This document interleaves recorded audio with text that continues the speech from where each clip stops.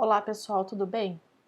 Vamos iniciar a terceira parte do assunto sobre propriedades coligativas. Nos outros vídeos nós falamos do diagrama de fases, na semana passada falamos de pressão de vapor, então agora a gente vai entrar diretamente no que é que vem a ser as propriedades coligativas e qual a interferência das propriedades que a gente estuda aqui nesse assunto.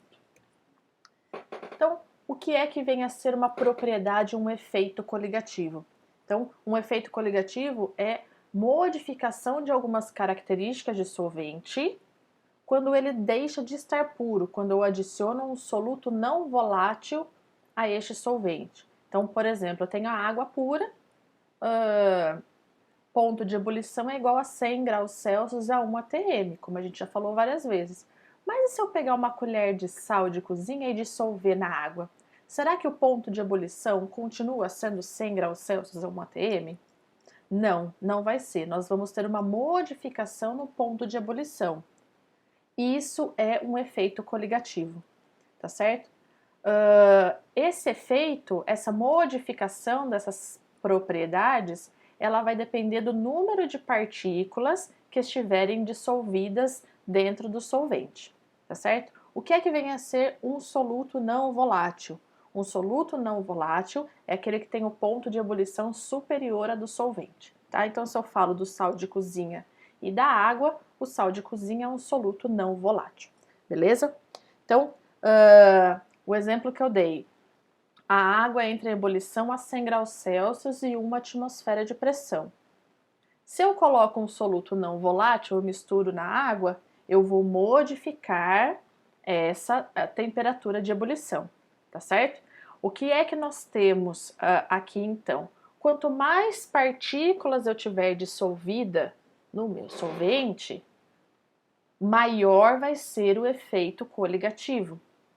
Então, aqui como exemplo, eu tenho, vamos pensar no HCl, dois tipos de ácidos. O HCl, quando em água, ele libera íons H+, e Cl-, ou seja, eu tenho 2 mols de partículas aqui dissolvidas em água. Já o ácido sulfúrico, eu tenho 2H+, e 1SO4 2-. Aqui eu tenho 2 mols de partículas. Comparando esses dois ácidos, o ácido sulfúrico, por ele ter uma maior quantidade de partículas, ele vai causar uma modificação das propriedades maior do que o ácido clorídrico, que só fornece 2 partículas, tá certo? Então, o efeito coligativo, essa modificação das propriedades, vai depender da quantidade de partículas que vão existir em solução, tá? Se eu falar de bases, NaOH, o hidróxido de sódio, então ele em solução libera Na+, OH-, 2 partículas. E o hidróxido de cálcio, CaOH2, eu tenho 1 mol de íons cálcio, 2 mols de íons OH-. Então aqui eu tenho 3 partículas, 3 mols de partículas. Então, o CaOH2 ele iria causar um maior efeito coligativo do que o NaOH. Na mesma linha de raciocínio, outros exemplos. NaCl, aqui todos compostos formados por ligação iônica, beleza? Então, NaCl libera em solução Na+ e Cl-, 2 partículas. FeCl3, Fe3+ e 3Cl-, 4 partículas. NaNO3, Na+, NO3-, 2 partículas. O Na2CO3, eu tenho 3 partículas. E o Al2SO4 eu tenho 5 partículas. Então, quanto mais partículas eu tiver dispersa no meu solvente, maior vai ser o efeito coligativo. Então, vamos pensar na seguinte situação. Quando eu coloco sal na água, né, o cloreto de sódio, eu aumento a temperatura de ebulição. Então, da água pura é 100, água com sal, vamos colocar que é 102. O sal tem duas partículas. Se eu pegar, libera duas partículas. Se eu pegar a mesma quantidade de mols do sulfato de alumínio, que é esse daqui de baixo, que libera 5 mols de partículas, colocar a mesma quantidade de mols na água, eu vou ter um efeito coligativo muito maior. Como assim? Então, se eu colocar a temperatura de ebulição da água é 100 a 1 atm. Se eu coloco 2 mols de cloreto de sódio, a temperatura de ebulição da água, vamos supor que vai para 102. Se eu coloco 2 mols de sulfato de alumínio, vai para 107, tá certo? É isso que eu tô falando. Então, quanto maior o número de partículas, maior o efeito coligativo, ok? E aqui a gente fala de substâncias formadas por ligação covalente. Então, aqui eu tenho a glicose, C6H12O6, e o C12H22O11, que quando em água, a molécula permanece inteira, tá certo? Então, se eu tenho aqui uma molécula de glicose, eu coloco na água, eu continuo tendo uma molécula, ok? Então, se eu for comparar sal de cozinha, né, o cloreto de sódio, que é esse aqui de cima, e açúcar, vamos pensar açúcar aqui, glicose ou sacarose, o sal ele vai causar um aumento de temperatura de ebulição maior do que o açúcar, porque ele libera em solução mais partículas do que o açúcar, ok? Então o efeito coligativo, a propriedade coligativa, ela vai depender da quantidade de partículas que vão ser liberadas na solução, ok? Então vamos lá, aqui lembrando o que é o diagrama de fases, tá? Mais uma vez, nesse eixo eu tenho pressão, nesse eixo eu tenho temperatura, essa região do gráfico é sólido, essa região do gráfico é estado líquido, essa região é estado de vapor, qualquer ponto sob a curva eu tenho as mudanças de estado físico, beleza?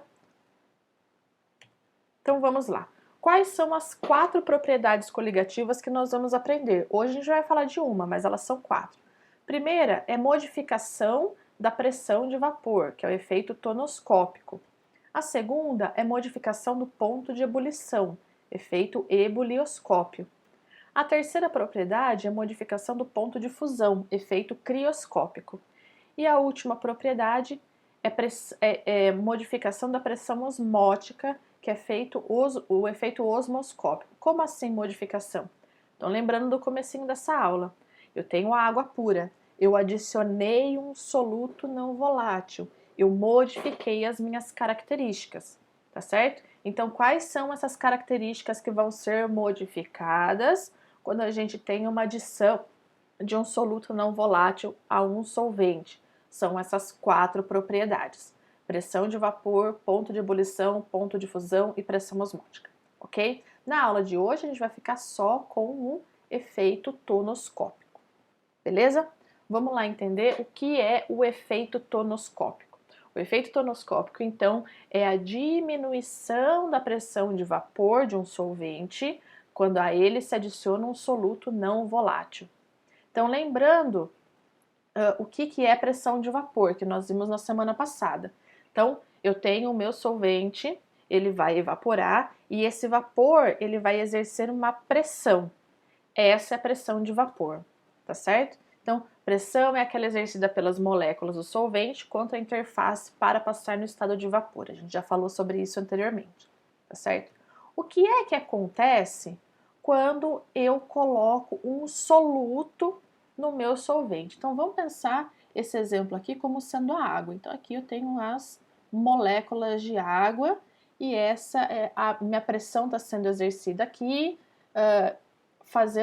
impedindo com que o líquido passe a vapor, tá? A pressão atmosférica.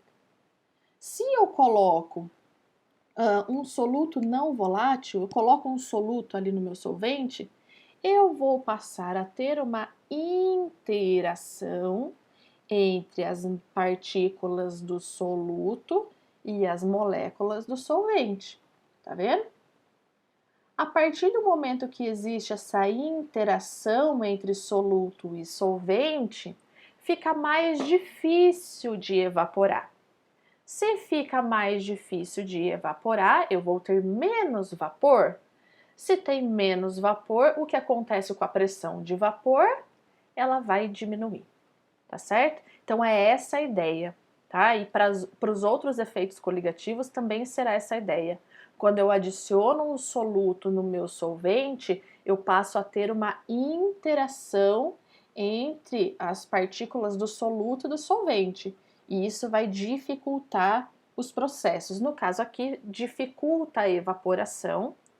Se dificulta a evaporação, eu tenho menos vapor. Se eu tenho menos vapor, eu diminuo a pressão de vapor, ok?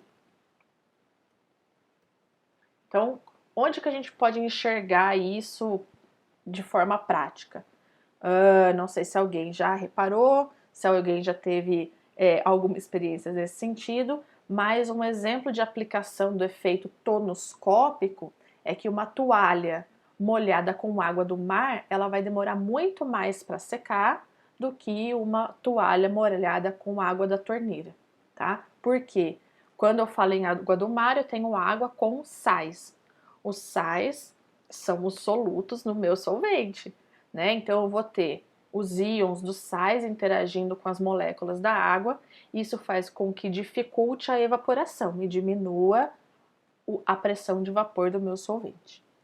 Verificando isso no gráfico, nós temos aqui, esse daqui é um trecho do diagrama de fases, tá? Então, esse trecho do diagrama de fase, onde eu tenho a parte do líquido em cima da curva e gasoso embaixo da curva. Então, essa daqui é a minha curva do solvente puro, tá certo? E essa curva aqui é a curva da solução, sei lá, água com sal. Então, olha só, mantendo a mesma pressão, o meu ponto de ebulição do solvente puro, aqui está deslocado no desenho, mas a ideia é que estivesse aqui em cima. Essa daqui é a temperatura de ebulição, mas quando eu falo de uma solução, olha o que acontece com a temperatura de ebulição. Ela aumenta. Se eu for falar aqui da pressão a uma mesma temperatura, a pressão de vapor da minha solução e do meu solvente. Então, a pressão de vapor do solvente é essa, e a pressão de vapor da solução é essa daqui, menor. Então, o efeito tonoscópico, com a adição de um soluto ao meu solvente, a pressão de vapor ela será diminuída. Por quê? Porque vai existir uma interação entre soluto e solvente que vai dificultar com que ocorra a evaporação da minha solução. Tá certo? Então a gente termina aqui, essa aula é mais rapidinha, vocês vão ter os exercícios para fazer. Qualquer dúvida, qualquer questionamento, vocês escrevam aqui para mim no Classroom ou perguntar na nossa próxima live, beleza? Até mais e bons estudos!